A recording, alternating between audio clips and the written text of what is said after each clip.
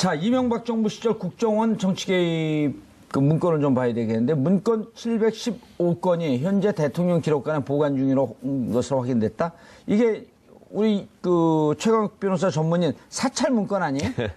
예, 국정원이 이제 아무래도 야당 정치인 중심으로 사찰을 했던 문건들일 것 같은데요. 예.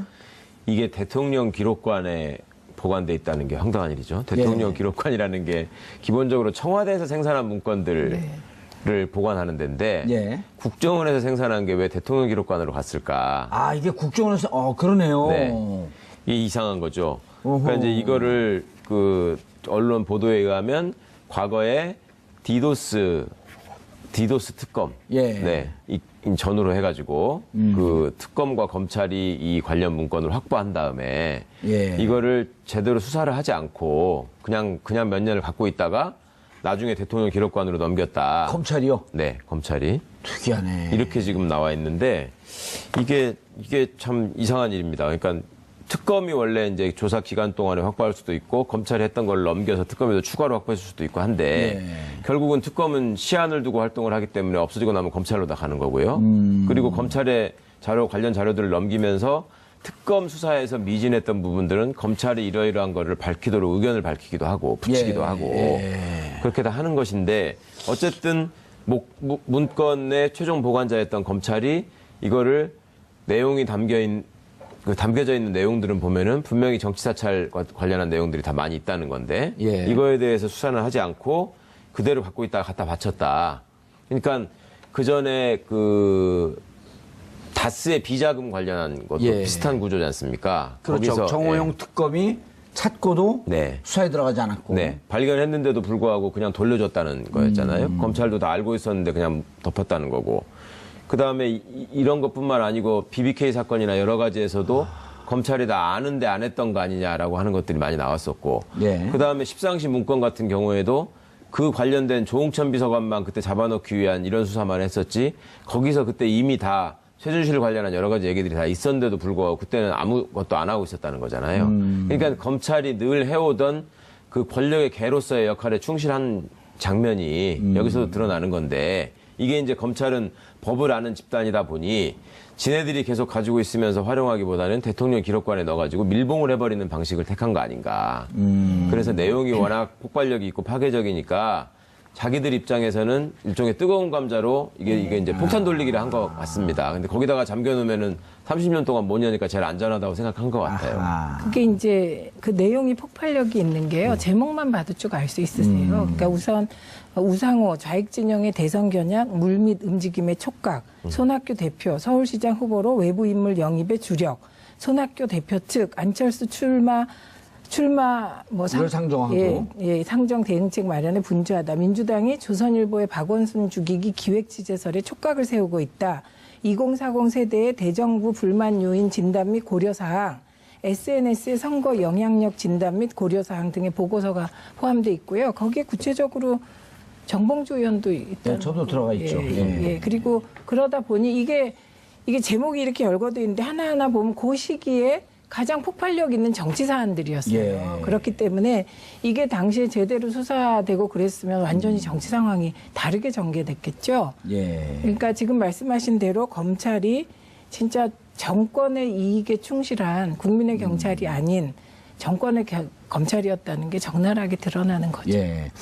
이게 그 최민희 의원님 보면은요. 그 주로 이제 2011년 10월 26일 이제 그 오세훈 시장이 그만두고 무상급식 관련해서 그만두고 10월 26일이 서울시장 재보궐선거가 있을 때란 말이에요. 근데 재보궐선거가 있는 날 선관위가 디도스 공격을 받았고 이게 이제 임시공휴일이 아니기 때문에 새벽 6시부터 밤 8시까지 서울시장 재보궐선거가 있는데 젊은 사람들이 아침 일찍 투표를 하러 가려고 6시에 가봤더니 투표 장소가 없는 거예요. 그 투표 장소가 옮겼기 때문에 그러니까 중앙선관위를 검색을 해봤더니 중앙선관위 서버가 다운되고 찾지를 못하는 그 사건이 발생된 것을 중앙선관위가 디도스 공격을 받았다.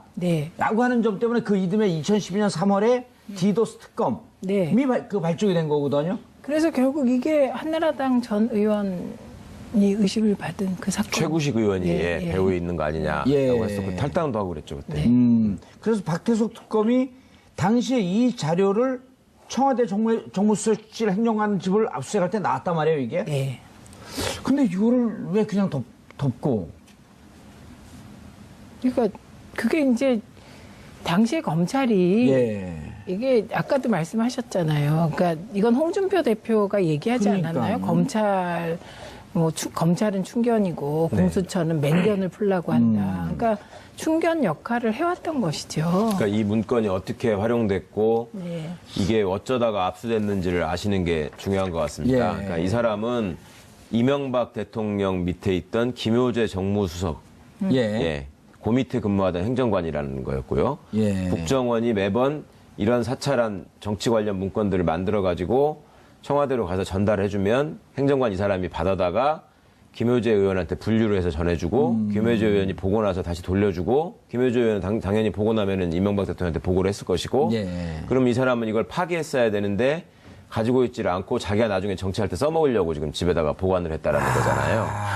근데 왜 이게 들켰냐면 이 사람이 정무수석실 행정관으로 있으면서 최구식 의원 당시에 보좌관이나 이런 사람들이 관련이 돼 있었고 예. 경찰이 디도스 공격에 관한 수사를 하니까 그 수사 정보를 최구식 의원 쪽에다가 알려줬다는 거거든요. 그래서 이 사람이 수사를 받은 거거든요. 그래서 특검이 집을 압수수색을 하러 가니까 예. 그 안에서 망외의 소득을 얻은 거죠. 엄청난 문건들이 발견이 된 거고. 예.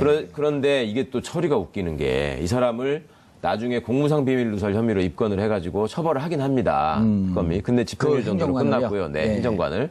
그러고 이 정작 청와대 내부에서 이제 국정원에서 청와대에서 보고한 문건을 청와대 안에서 한번 돌렸기 때문에 행정관은 원래 이거를 갖고 있으면 안 되고 이제 파기를 파기를 예. 했어야 되는데 갖고 나온 거지 않습니까? 그러니까 대통령 기록물이 그때부터 된 걸로 간주해가지고 대통령 기록물법 위반으로 또 입건만 하고 그러고 뭐 벌금 300만 원인가로 끝났다 그래요. 예. 그러니까 이 사람들은 대통령 기록물, 그러니까 대통령한테 보고될 자료로 이게 청와대에 들어가 있었다라는 것도 특검이 다 알고 있었고 아하. 검찰도 당연히 다 알고 있었고 어허. 그런데 이 담겨 있는 내용의 불법성에 대해서는 전혀 수사를 하지 않았다. 일단 이렇게 되는 국정문서화가 왜 거기에 갔는지에 대해서부터 이게 기밀 누설 아니에요? 근데 그게요. 그걸 또 조사했어야 되는 그때 거죠. 검찰이 수사 범위가 아니라고 발표했던 기억이 네네. 나요. 네. 아, 별건이라고 봤네요.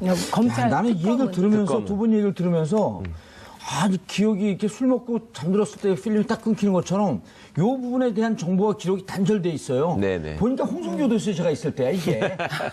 내가 왜 이렇게 이게 생소한가 그랬어요. 이때 홍성교 도시는 그 푸시업 하고 있을 때거든. 근데 이상한 건요. 검찰이 이제 요 부분이 수사 대상이 아니다. 범위에 안 들어간다고 배제했잖아요. 예. 그러고는 관련 기록을 몇 년 동안 갖고 보관하고 있다가. 있었어요.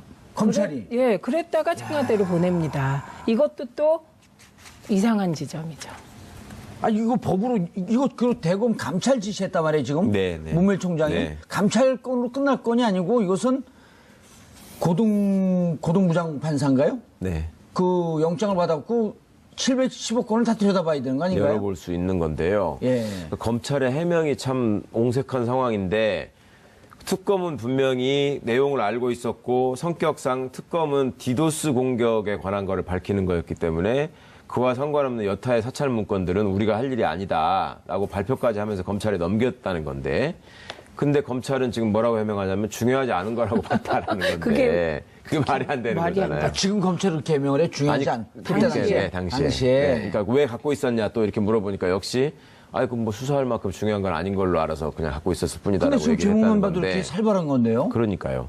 그러니까 그때 검찰은 국정원이라는 건 당연히 정치 사찰을 하는 조직이라고 생각을 하고 예. 그 국정원이 대통령 직속 기관으로서 대통령 지시를 받아서 사찰한 거 보고하는데 그걸 어떻게 우리가 수사해 이런 생각을 했을 겁니다.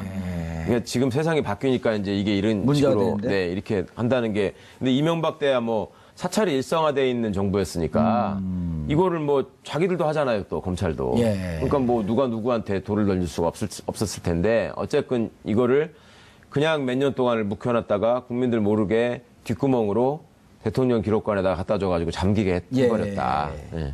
자, 대통령 기록관을 넘기려면 대통령의 최종 동의가 있어야 되거든요. 네네. 그러면 이 문건이 검찰에 그 잠자고 있었던 이전에 네. 사찰을 했는데 누가 사찰을 지시했냐? 그럼 당시 국정원장 원세훈이 사찰 지시했을 거 아닙니까? 그렇죠. 그럼 원세훈은 당신의 판단이냐 아니면은 그렇죠. 이명박 시키자면. 대통령이 네. 지시사항이었냐라고 하는 것을 따지게 되면 또 여기에서 MB에 관련된 문제가 또 하나 드러날 수 있을 것이고 그렇죠. 네. 이것을 왜 검찰에 두고 마지막에 대통령 그 지정기록관으로 이전 결정을 누가 내렸냐를 또 물어야 될 거 아니에요. 감찰로 끝날 일이 아니고. 네, 네, 네. 맞습니다. 그러니까 여기에 또 이제 역시 나중에 그 문건을 반환하거나 이러는 과정에 보면은 황교안 씨가 법무부 장관으로 당시에 있으면서 등장을 하고요. 그렇죠. 네.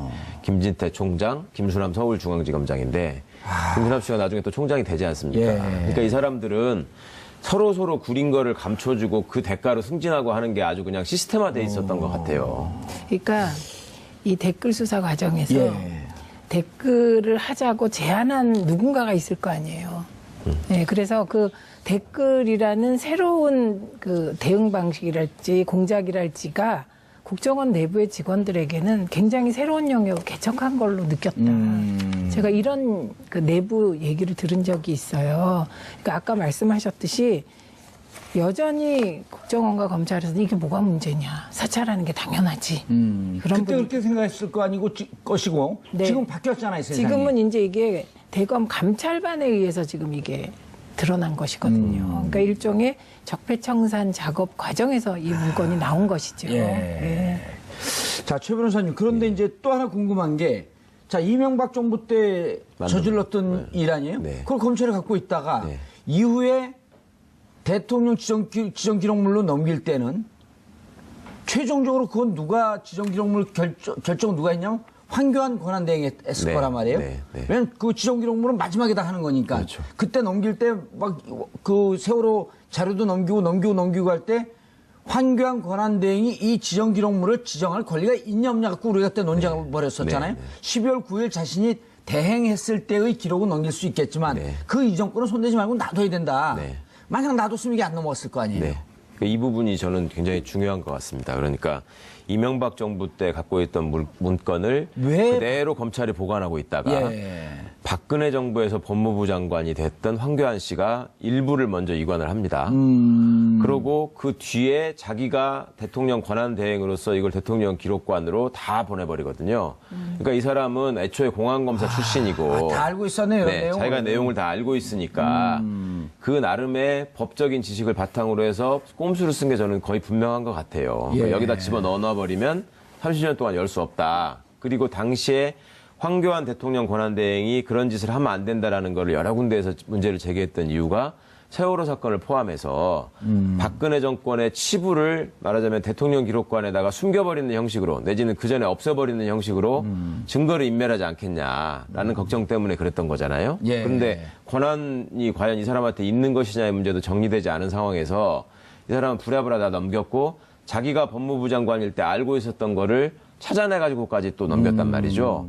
그러니까 이게 황교안 씨가 이제는 이 부분에 대해서도 좀 얘기를 해야 되네요. 네, 얘기를 하고 조사를 받아야 될 필요가 있을 것 같습니다. 서울시장 꿈은 접어야겠네. 예, 그것 때문에 요즘 또 어둠을 틈타고 또 여기저기 몰려다니면서 회의한대요. 아, 요새요? 라는 첩보가 있어요. 밤에, 주로 예. 밤에. 그거 다니는 것도 다 알아요, 어딘지. 예. 근데 저는 이게 이제 이명박 정부 때 확보한 문건을 박근혜 정부 때 검찰이 이제 넘겼다. 처리하자는 예. 거잖아요. 이게 요 문건의 수혜자가 박근혜 대통령이죠. 어떻게 보면. 그러네요. 네, 그렇기 때문에 그리고 2011년에서 12년 넘어가는 와중에 때 2012년 대통령 선거가 있었던 시점이고. 예, 그렇기 때문에 여기도 뭔가 검찰에 다른 꼼수가 있었죠. 댓글 개입이나 이제 그 사이버 사령부의 댓글 개입 뭐 이런 등등이 다 있겠네요, 이게 내용에. 네. 알겠습니다. 2016년 말 교수협회에서 선정한 2017년 한 해에 해당하는 사자성어는 천라지망이었습니다. 하늘과 땅의 그물은 너무 커서 피할 곳이 없다라는 말씀이죠. 올해 교수협회가 선정한 2018년 사자성어는 파사현정입니다. 잘못된 것을 없애고 그리고 새로운 것을 드러내게 한다. 잘못